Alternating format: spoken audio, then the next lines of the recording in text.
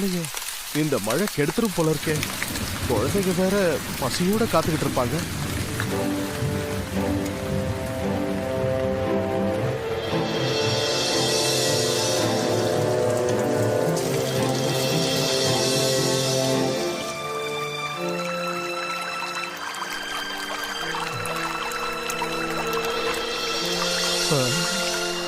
காட்டாத்து வெள்ளம் வேற கரை புரண்டு ஓடுது.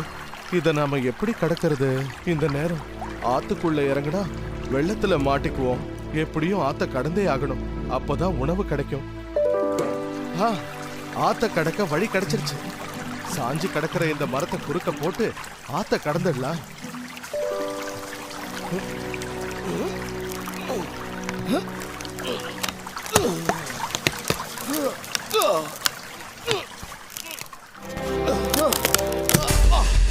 காஞ்ச மரம்னு